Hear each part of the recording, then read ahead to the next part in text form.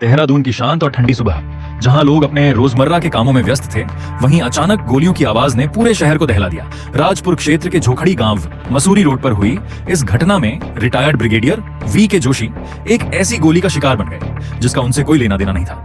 दरअसल ये मामला दो गाड़ियों के बीच ओवरटेक को लेकर शुरू हुआ विवाद था, जो कुछ ही पलों में खतरनाक रूप लेते हुए फायरिंग तक पहुंच गया। दोनों पक्षों के लोगों ने एक दूसरे पर गोलियां चलाई और इसी बीच एक बेगुनाह जो सिर्फ मॉर्निंग वॉक पर निकले थे, उस फायरिंग की जद में आ गए। इस दर्दनाक घटना में रिटायर्ड ब्रिगेडियर वी के जोशी की मौके पर ही मौत हो गई। अब इस मामले में पुलिस ने तेजी से कार्रवाई करते हुए दोनों पक्षों के 4 आरोपियों को गिरफ्तार कर लिया है, जबकि 4 अन्य आरोपी अभी भी फरार बताए जा रहे हैं। पुलिस ने आरोपियों के पास से 2 तमंचे, जिंदा कारतूस और खोखे बरामद किए हैं। साथ ही एक गाड़ी को भी जब्त कर लिया गया है। एसएसपी प्रमोद दोबाल देहरादून ने पूरे घटनाक्रम का जायजा लिया। उन्होंने कहा कि यह घटना आपसी विवाद और रोड रेस का नतीजा है। ओवरटेक को लेकर शुरू हुआ विवाद फायरिंग में बदल गया और इसी दौरान एक निर्दोष व्यक्ति इसकी चपेट में आ गया।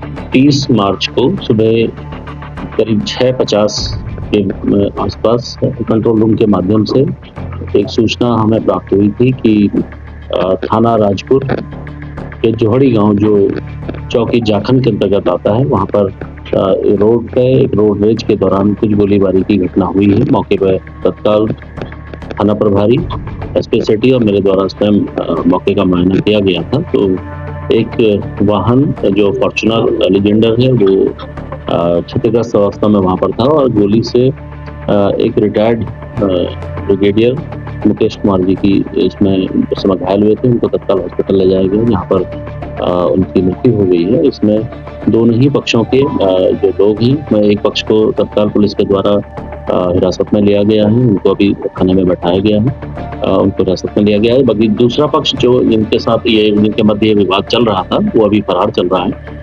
मुझे उम्मीद है हमारी टीमें अभी लगी हैं, शीघ्र ही हम उनकी भी अरेस्टिंग कर लेंगे।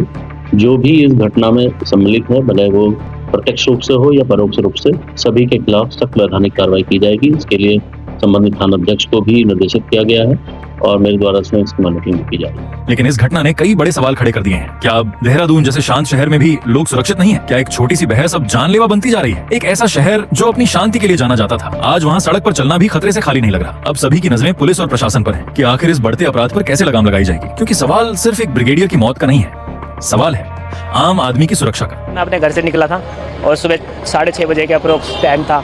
बच्चों के साथ मैं निकलता हूँ सुबह मॉर्निंग वॉक पे। तो मुझसे पहले ब्रिगेडियर अंकल और 2 अंकल और थे, उनको मैं जानता नहीं, लेकिन ब्रिगेडियर अंकल रेगुलर जाते थे। जैसे हम मॉर्निंग वॉक जाते थे तो वो भी मॉर्निंग वॉक जा रहे थे। तो जैसे ही मुझे पता चला कि उनको जैसे रोड पे दिखाई दिया मुझे दूर से कम 30 फुट की डिस्टेंस होगी, तो मैं भागा। क्या हुआ तो पता चला कि उनके साथी थे जो उनके साथ वो बता रहे थे कि इनको गोली लग गई है। अब बस इतना ही मुझे पता है, उससे पहले का मुझे पता नहीं क्या हुआ कि 2 गाड़ियाँ आई, बताया जा रहा है जो आसपास में जो बता रहे थे जिन्होंने देखा, 2 गाड़ियाँ थी, एक फॉर्च्यूनर थी, एक स्कॉर्पियो थी। आपस में कोई फायरिंग चल रही थी उनकी, और कैसी रंजिश थी उनकी आपस में हमें पता नहीं, लेकिन यही बताया जा रहा है जो आसपास में जिन्होंने देखा। तो मैंने जितना देखा मैंने आपको बताया, मैंने यही देखा बस। 6:40 में ये सूचना मिली कि भाई तेज गति से कोई गाड़ियां आ रही है सिनोला से, जो कि आगे जो गाड़ी थी, जो फॉर्च्यूनर गाड़ी सफेद कलर की और ब्लैक कलर की स्कॉर्पियो, जिसमें से सनरूफ से निकलकर एक लड़का लगातार गोलियां चला रहा है और क्या कहते हैं, जो कि हवाई फायर करते हुए आई। और हमारे सिनोला पे जो कोऑपरेटिव बैंक है, वहां पर हमारे जो आदरणीय ब्रिगेडियर सर जो आर्मी में कार्यरत थे, रिटायर्ड थे, और वो सुबह अपने मॉर्निंग वॉक पे जा रहे थे अपने साथियों के साथ। तो जो गोलियां जो फॉर्च्यूनर गाड़ियों पे चला रही थी, उनके सीने पे जाके लगी, जिन्हें तत्काल हॉस्पिटल में भेजा गया और वहां पे उनको मृत घोषित किया गया। और जो इसको वो लगातार गाड़ियां जो तेज गति से आ रही थी, जो लोगों के लिए भी खतरा हुआ,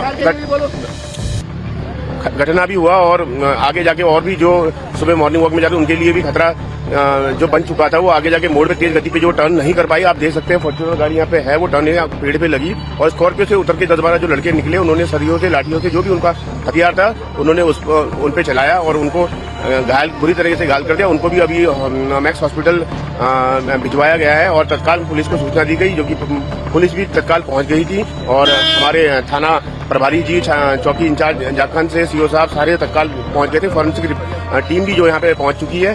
तो सुबह की घटना ये बताई जा रही है। फ्रंट न्यूज नेटवर्क के साथ बने रहिए सबसे तेज और सटीक खबरों के लिए।